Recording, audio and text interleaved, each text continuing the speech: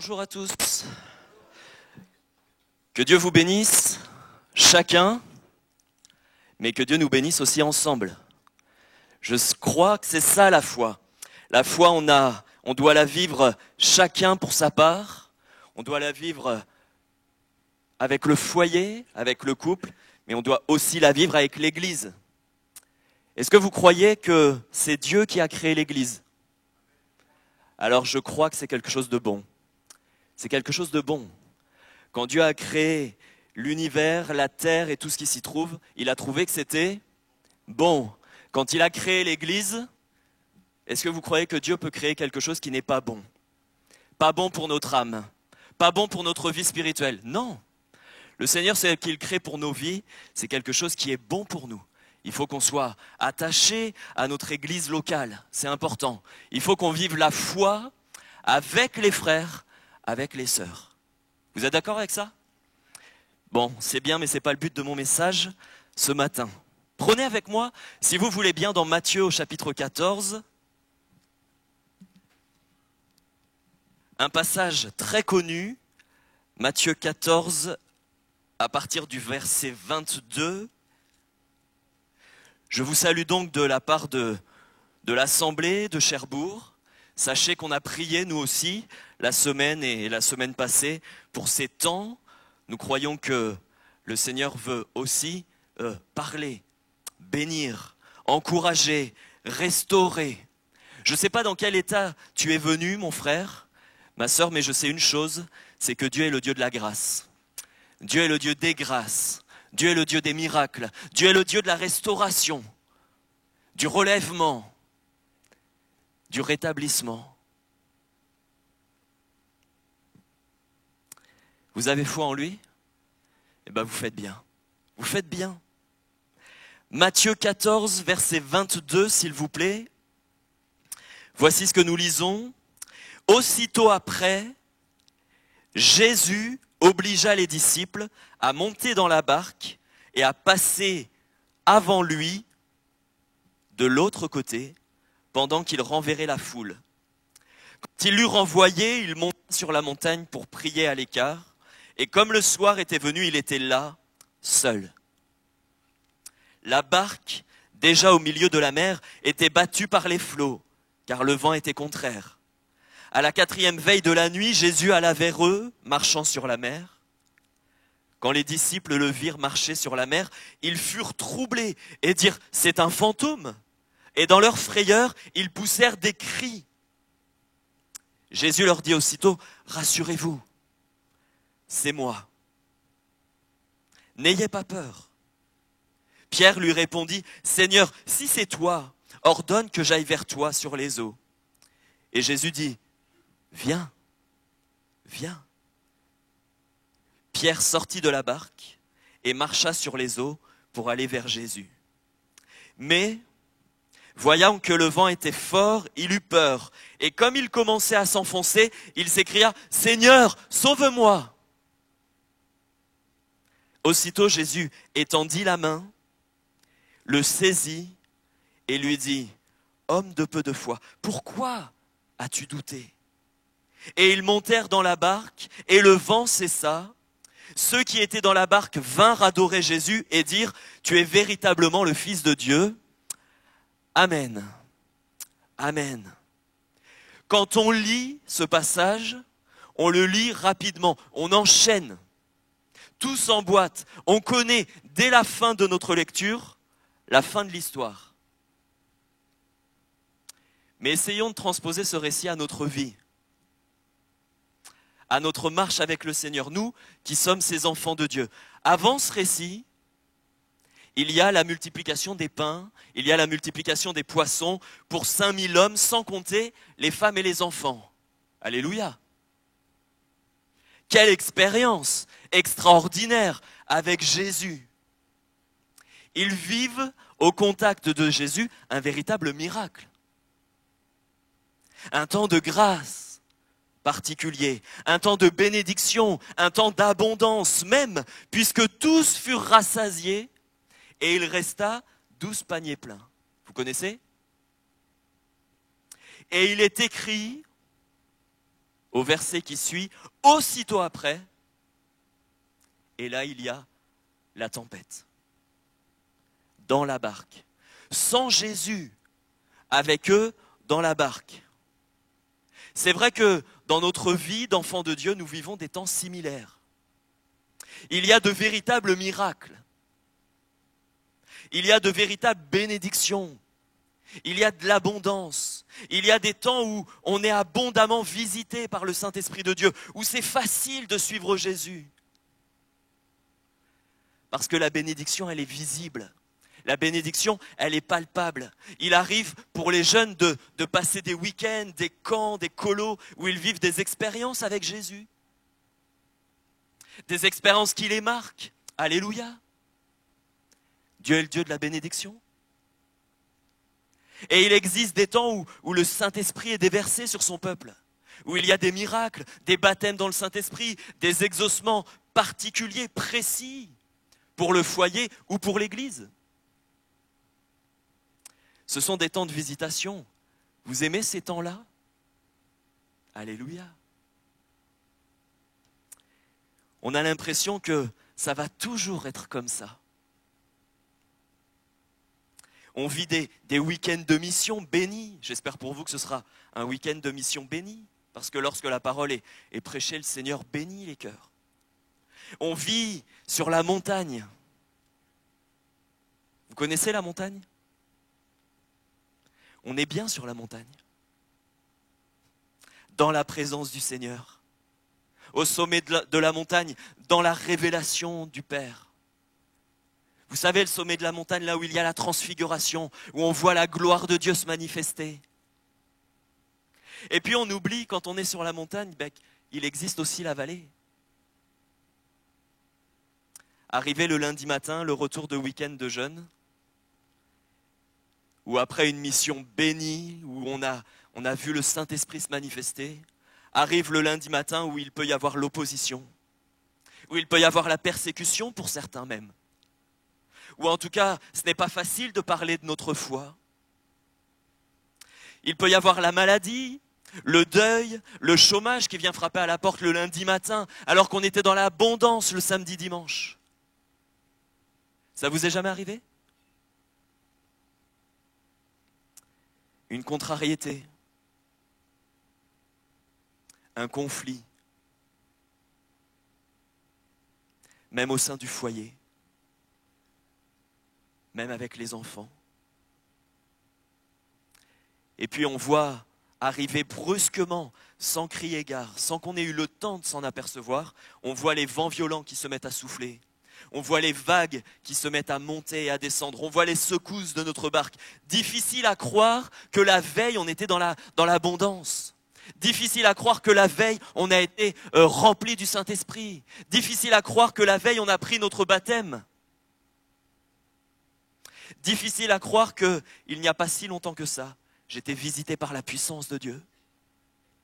Et aujourd'hui, je me retrouve là, au beau milieu des flots, avec les vents contraires. Et quand je regarde autour de moi, Jésus n'est pas dans ma barque. Quelle est ta tempête? Oh, je crois que chacun peut mettre un nom sur ce qui a été sa tempête ou ce qu'il est en train de vivre. Certains ont vécu cela. Certains sont en train de le vivre et ils sont à plein régime sur les flots. Et puis peut-être qu'il y en a qui ne l'ont pas encore vécu, mais ils vont le vivre. Je ne veux pas vous décourager. Au contraire, je vous encourage. Quand ça va arriver, gardez les yeux fixés sur Jésus. Gardez les yeux fixés sur Jésus. Quelle est l'épreuve qui te fait peur ?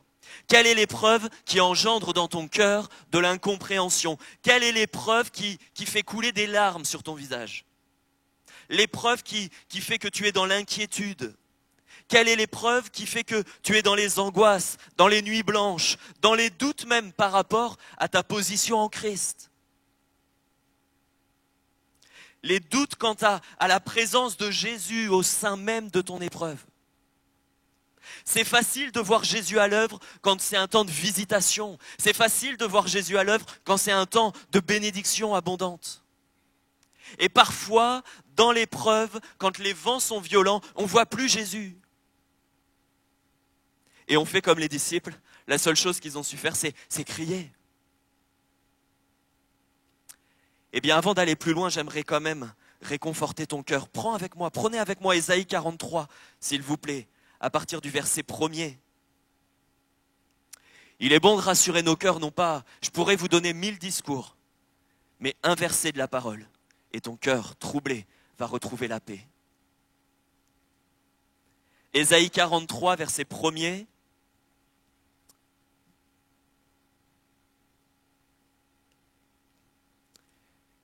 Voici ce que tu peux lire dans la parole que Dieu t'a laissée. Ainsi parle maintenant, aujourd'hui, 5 mai. Ainsi parle maintenant l'Éternel qui t'a créé. Ô Jacob, je ne sais pas s'il y en a un qui s'appelle Jacob. Moi je m'appelle Nicolas, alors je préfère mettre Nicolas, vous voyez? Donc mettez votre prénom. Ainsi parle l'Éternel maintenant qui t'a créé. Ô Magali, celui qui t'a formé. Ô Israël, il y en a un qui s'appelle Israël? Il n'y a personne qui s'appelle Israël? C'est étonnant. Mets ton prénom. Celui qui t'a formé, ô Hervé, ne crains rien, car je te rachète, je t'appelle par ton nom. Tu es à qui? Tu es à moi, dit Jésus. Tu es à moi, dit Dieu.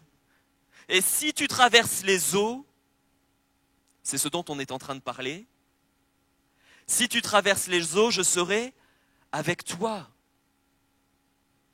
Et les fleuves, ils ne te submergeront pas. Toi qui es dans la barque et qui cherches du regard Jésus, peut-être que tu ne le vois pas avec tes yeux, mais sache qu'il est là. Pourquoi je le sais? Parce c'est écrit, si tu traverses les eaux, je serai avec toi. Ne crains pas.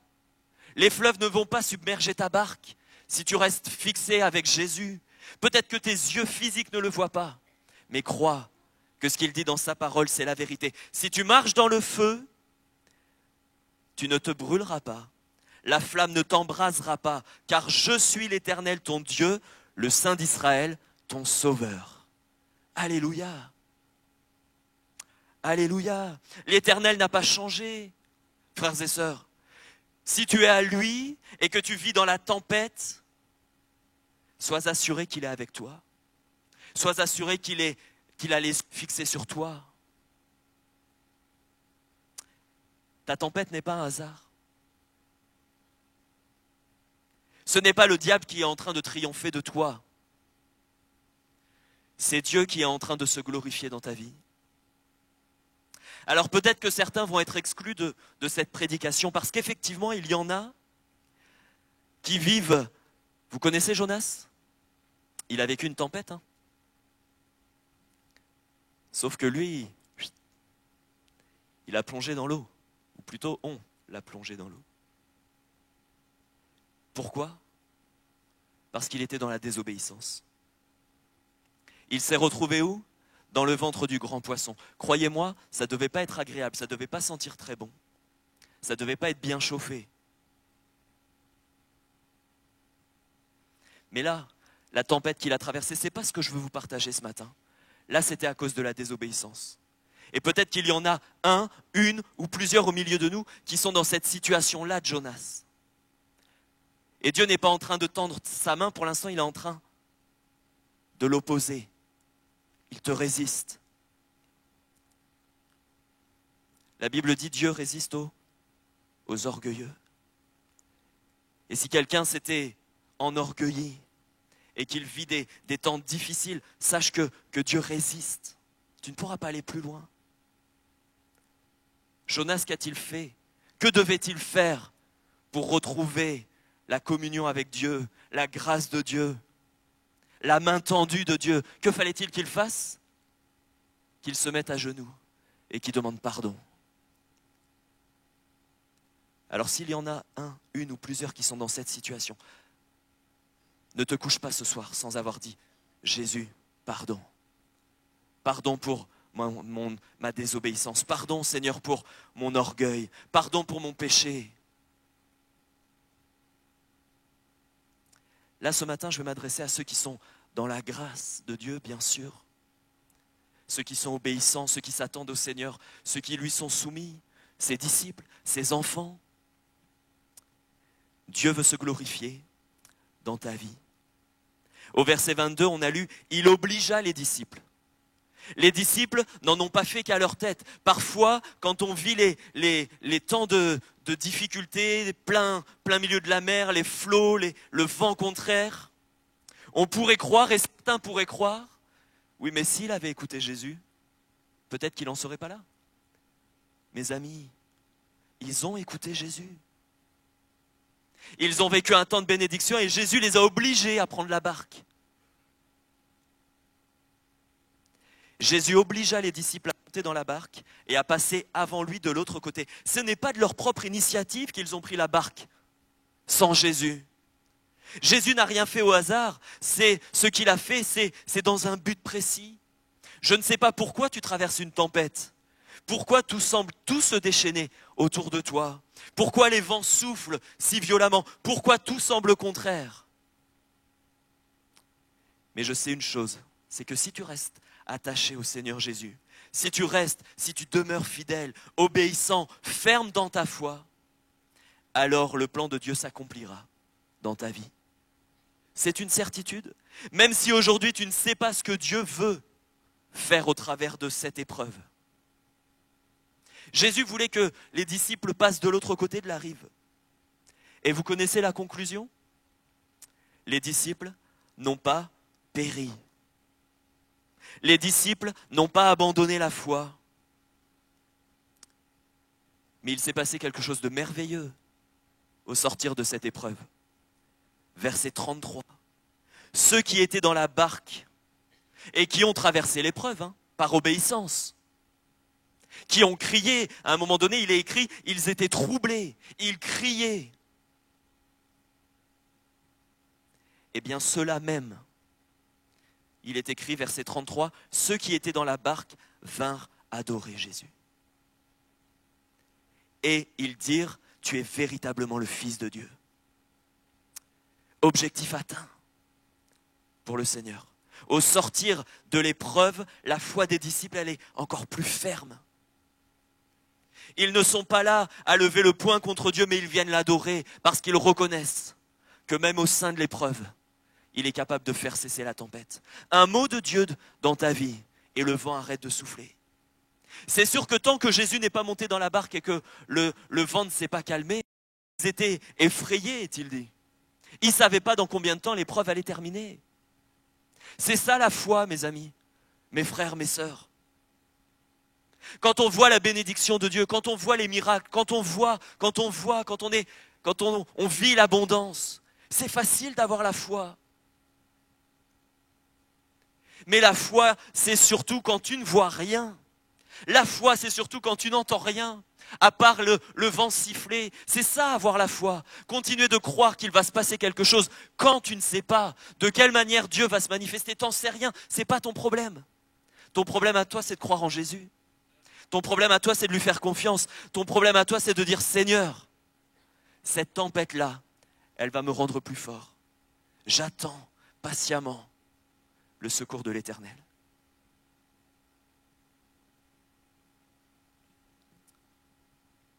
Peut-être que certains sont en train de passer de l'autre côté de la rive. Le Seigneur veut t'emmener plus loin avec lui. Le Seigneur veut te faire sortir de cette rive-là où tu t'es habitué, où tu es maintenant confortablement installé dans ta vie spirituelle. Il veut t'amener pour vivre des choses encore plus profondes. Vous savez qu'au sein de l'épreuve, ils ont reconnu Christ et ils l'ont adoré.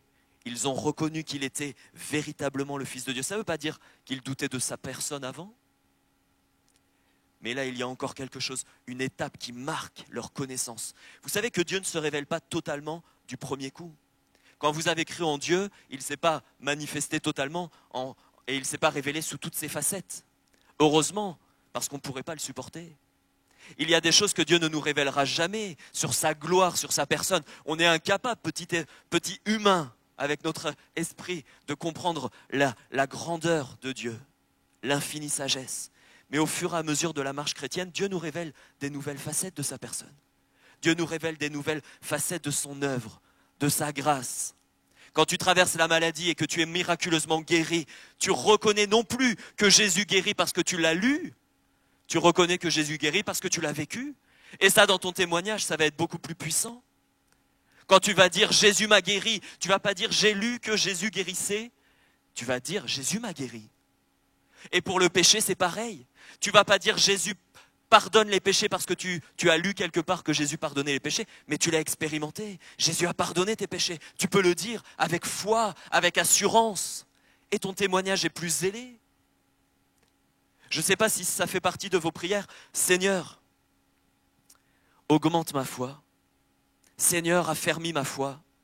Seigneur, fais-moi faire de nouvelles expériences de foi. Vous faites des fois ces prières-là? Eh bien alors ne t'étonne pas du vent. Ne t'étonne pas des vagues. Si tu as déjà dit à Dieu, Seigneur, augmente ma foi, eh bien ne sois pas étonné dans l'épreuve. Ne sois pas étonné dans la barque qui secoue. Dieu est en train d'exaucer ta prière. Parfois on fait des prières, parfois on chante. Seigneur, purifie mon cœur. Le creuser. Brûle, consume tout ce qui est en moi. Vous croyez que Dieu va brûler comment?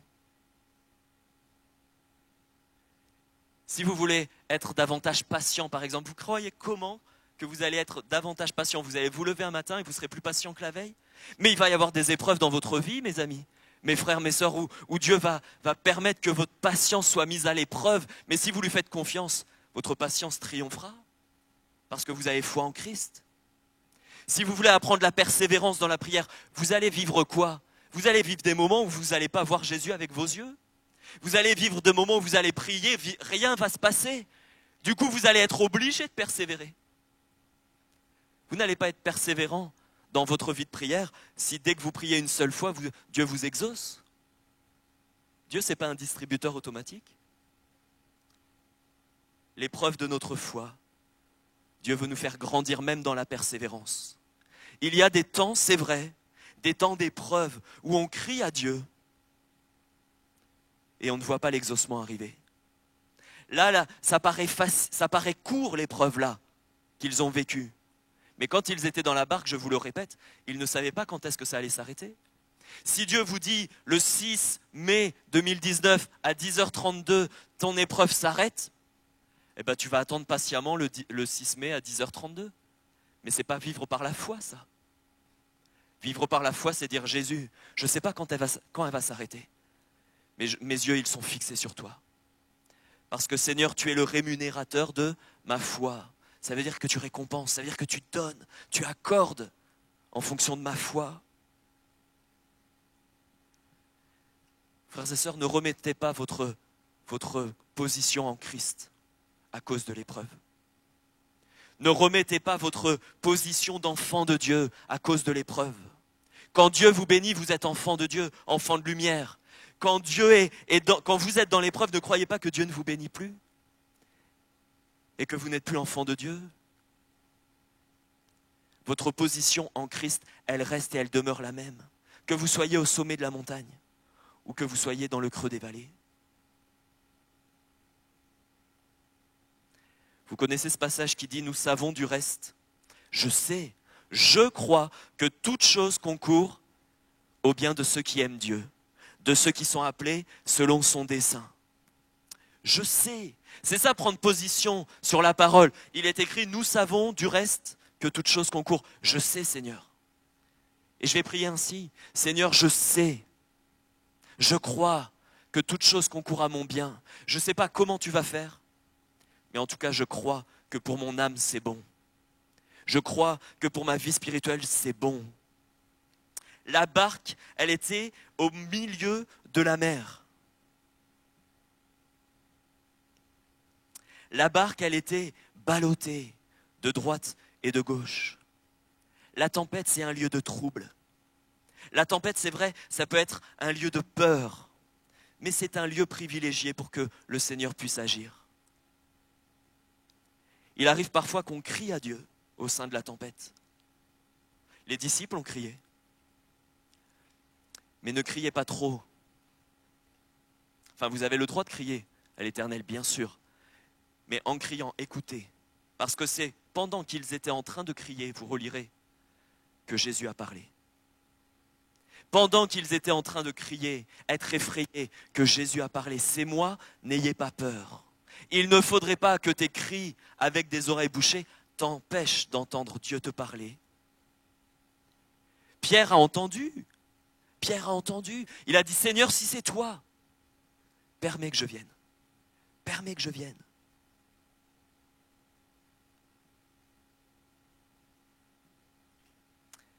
Frères et sœurs, dans Ésaïe 41, verset 10, prenez-le avec moi s'il vous plaît. Là encore, je pense que vous connaissez ce passage, mais il faut que tu le lises, toi qui es dans l'épreuve, toi qui es dans la tempête, toi qui as tout contraire, tout semble contre toi. Mais l'Éternel n'est pas contre toi. Ésaïe 41, verset 10, voici ce que Jésus te dit ce matin. Ne crains rien. Ne crains rien, car je suis avec toi. Ne promène pas des regards inquiets, car je suis ton Dieu. Je te fortifie, je viens à ton secours, je te soutiens de ma droite triomphante. Il te tend la main. Dieu te tend la main, mon frère, au sein de l'épreuve. Il te tend la main pour te soutenir.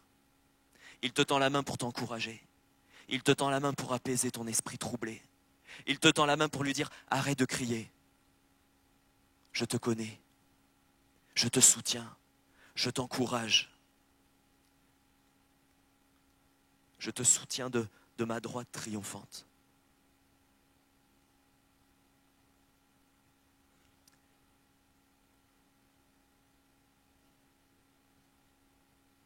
Lorsqu'il s'est passé la tempête, il s'était déjà passé, vous lirez dans Matthieu 8, il s'était déjà passé une tempête similaire. Et Jésus était dans la barque et il dormait. Pierre aurait pu dire, Seigneur, si c'est toi, ordonne, comme la dernière fois, que la tempête s'arrête. Parfois on prie comme ça. Souvent on prie comme ça. Tout le temps on prie comme ça. Seigneur, arrête cette tempête dans ma vie. Seigneur, si tu me soutiens de ta droite triomphante, arrête l'ennemi qui se braque contre moi. Ceux qui sont opposés à ma foi. Seigneur, ce problème dans mon corps, ce problème dans mon travail, ce problème dans mon foyer, ce problème avec mes enfants. Seigneur, calme le vent contraire qui m'oppresse. Seigneur, sors-moi de cette épreuve. C'est pas ça votre prière? Honnêtement, oui, personne ne le saura. Vous me le dites qu'à moi. Mais c'est enregistré, attention. Et quand on lit « Il te tend la main » et que vous êtes en train de comprendre mon message, on se dit « Waouh, Seigneur, tu vas tendre ta main, tu vas me sortir de cette épreuve et tu vas dire au vent et à la mer « Arrête, stop, c'en est assez ». C'est à ça que vous vous attendez? On s'attend à ce que la main droite triomphante de Dieu soit tendue vers nous pour nous sortir de la tempête, pour nous sortir de l'épreuve. Mais Pierre n'a pas demandé ça au Seigneur. Pierre a demandé, Seigneur, si c'est toi, ordonne que je vienne jusqu'à toi. Ok, la tempête est là. Ok, les vents sont contraires. Ok, il y a des vagues. Ok, la barque se balance à droite et à gauche. Mais Seigneur, au sein de cette tempête, si c'est toi, permets que je marche jusqu'à toi, de façon paisible, comme toi. Est-ce que vous croyez que Jésus était en train d'être ballotté à droite à gauche par les vents, par les flots? Oui? Non. Non. Jésus, si c'est toi, si tu es dans ma barque, si tu es dans cette tempête, si c'est toi qui me parles, permets que comme toi, je marche paisiblement au sein de la tempête. Permets comme toi, Seigneur, que je marche paisiblement au sein des vents contraires. Permets comme toi que mon esprit ne soit plus troublé. Oh, peut-être que le vent ne va pas s'arrêter tout de suite. Oh, peut-être que les vagues ne vont pas s'arrêter tout de suite. Peut-être que la barque va encore s'agiter. Mais permets que moi, je marche au sein de la tempête de façon paisible. Seigneur, Si la tempête que je traverse vient de toi, alors donne-moi la capacité de bien la vivre. Donne-moi la capacité de la surmonter. Donne-moi la capacité de marcher fermement dans la foi, malgré tous les événements, malgré toutes les circonstances qui s'acharnent contre moi.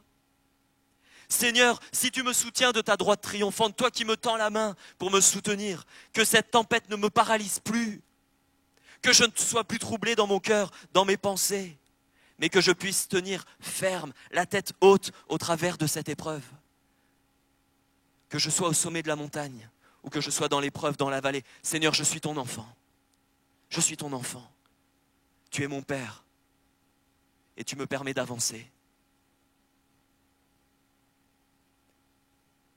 Un jour, Jésus a dit à Pierre, « Pierre, Satan te réclame pour te cribler comme du froment. Mais, j'ai prié. » Et nous aurions tellement aimé que Jésus dise, « Mais j'ai prié pour que ça n'arrive pas. » C'est vrai ou pas? Mais ce n'est pas ce que Jésus a dit. Il a dit, j'ai prié, mais j'ai prié. Voici ce que le diable a décrété sur ta vie. Mais moi, je te dis que j'ai prié pour toi afin que ta foi ne défaille pas.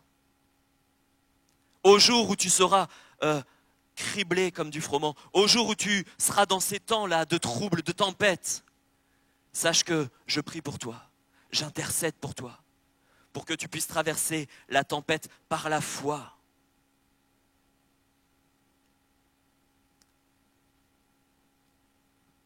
Et puis à un moment donné, Pierre, alors qu'il était en train d'avancer, a arrêté de fixer les yeux sur Jésus.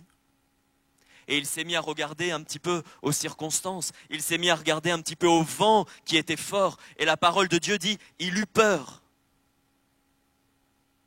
Et qu'est-ce qui s'est passé? Il commençait à s'enfoncer et qu'est-ce qu'il dit? Jésus, sauve-moi. Il étend sa main parce qu'il sait que Jésus va le sortir de là. Seigneur, sauve-moi. Et il est écrit au verset 31, aussitôt, Jésus étendit la main et le saisit. Ils sont montés dans la barque et le vent s'est arrêté. La mer s'est calmée. La tempête était terminée. L'épreuve a pris fin. Et on pourrait dire, quelle foi, Pierre! Il a prié Jésus de venir le secourir. Jésus l'a fait. Jésus le met en sécurité. Il arrête le vent, il arrête l'épreuve. Sa prière est exaucée. Quelle foi! Mais est-ce que c'est ce que Jésus lui a dit? Jésus lui a dit, verset 31, « Homme de peu de foi, pourquoi as-tu douté ?» Qu'est-ce que ça veut dire? Jésus a exaucé sa prière, Jésus l'a secouru, Jésus a mis un terme à l'épreuve, et en même temps, il lui dit, mais pourquoi est-ce que tu as douté? Je ne comprends pas, Seigneur. C'est merveilleux de sortir de l'épreuve. C'est merveilleux quand un mot de ta bouche et l'épreuve s'arrête, les vents contraires s'arrêtent, ma barque redevient calme.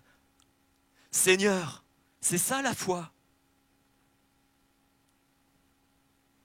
Eh bien moi je pense que la volonté de Jésus à ce moment précis, ce n'était pas de mettre Pierre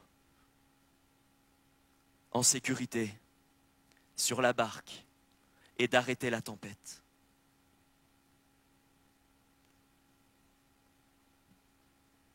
Si Pierre avait eu foi, s'il n'avait pas regardé aux circonstances, s'il n'avait pas douté dans son cœur, certainement que l'épreuve aurait continué. Certainement que l'épreuve, elle aurait encore un petit peu duré. Mais il aurait continué à vivre cette expérience merveilleuse de marcher avec Jésus au sein de l'épreuve. Il aurait continué à savoir qu'il pouvait vivre ferme et serein au sein de la tempête. Il aurait pu vivre au sein de l'opposition alors que la mer, elle était encore déchaînée, les vents étaient contraires, mais Pierre aurait continué de marcher paisiblement avec Jésus. Vous savez, je suis convaincu que la volonté de Dieu n'est pas toujours que l'on sorte rapidement de l'épreuve. Ça, c'est nous, ça. Ça, c'est notre chair. Quand elle est mise à rude épreuve, on aimerait bien que ça se termine et vite.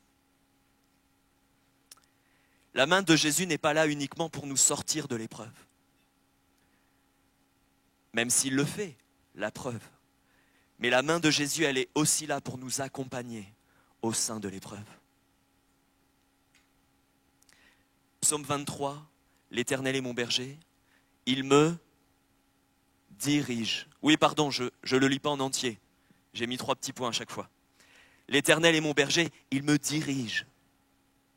Vous croyez qu'il va me diriger comment? Eh bien, il me prend la main et il me conduit. L'Éternel est mon berger, il me dirige, il me conduit. Quand je marche dans la vallée de l'ombre de la mort, il m'en sort rapidement. Parce que je le lui ai demandé et comme j'ai la foi, Jésus me met en sécurité. C'est ça le psaume 23? Quand je marche dans la vallée de l'ombre de la mort, je ne crains aucun mal car tu es avec moi. Tu dresses devant moi une table en face de mes adversaires. C'est ça la foi, mon frère. Peut-être que tu es venu ce matin, peut-être que quand tu as lu le passage avec moi tout à l'heure, oh, Jésus, c'est aujourd'hui que tu vas me sortir de l'épreuve. Le frère, il est venu pour me dire ça. Bien, j'aimerais te dire, attends encore un peu. L'épreuve peut continuer encore un peu dans ta vie, parce qu'aujourd'hui, tu vas comprendre que tu peux marcher au sein de l'épreuve par la foi. Tu peux marcher au sein de l'épreuve, ferme, non tremblant, non plus troublé, non plus en criant, parce que Jésus t'a parlé ce matin. Il t'a dit, je te tiens la main. Je te tiens la main non pas pour te faire sortir rapidement de l'épreuve, mais je te tiens la main au sein de l'épreuve. Dans la vallée de l'ombre de la mort, ne crains rien, ne promène pas des regards inquiets. Je te fortifie, je suis avec toi. Parfois, sa volonté, qui ne l'oublions pas, est toujours bonne, agréable et parfaite. Ce n'est pas que nous demeurions fermes, inébranlables dans l'épreuve. Les yeux fixés sur Jésus, j'ai dit n'est pas? Si, bien sûr, c'est ça. Sa volonté demeure ferme, inébranlable dans l'épreuve. Seigneur, étends ta main et secours-moi. Mets un terme à mon épreuve. Vite, Jésus, monte dans la barque. Calme la tempête. Ça, c'est souvent notre prière. Et voilà pourquoi nos prières doivent être inspirées, frères et sœurs. Parce que parfois, nos prières ne sont pas selon ce que Dieu a prévu dans nos vies.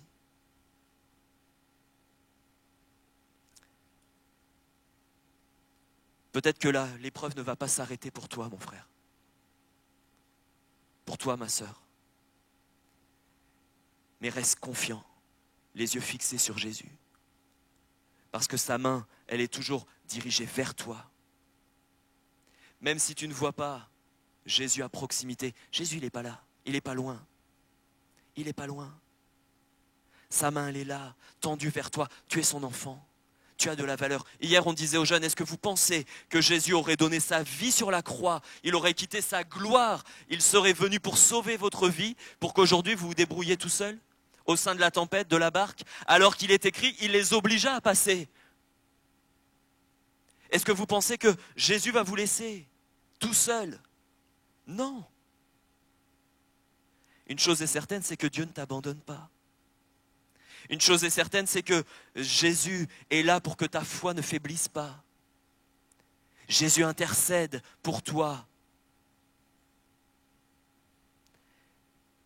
Est-ce que vous savez qu'il n'ira pas au-delà de vos forces? Vous en êtes conscient de cela? Alors ne craignez pas la suite. Ne craignez pas. Pourquoi avoir peur de ce qui va arriver demain? Puisque de toute manière, le Seigneur va le traverser avec toi. Pourquoi douter de sa bienveillance alors qu'il a promis qu'il serait avec toi tous les jours jusqu'à la fin du monde? Vous savez, Jésus connaît la nature humaine. Même si nous devons avoir une foi ferme, une foi inébranlable, il sait de quoi nous sommes faits. C'est lui notre Créateur. Il est toujours prêt à intervenir d'une main secourable.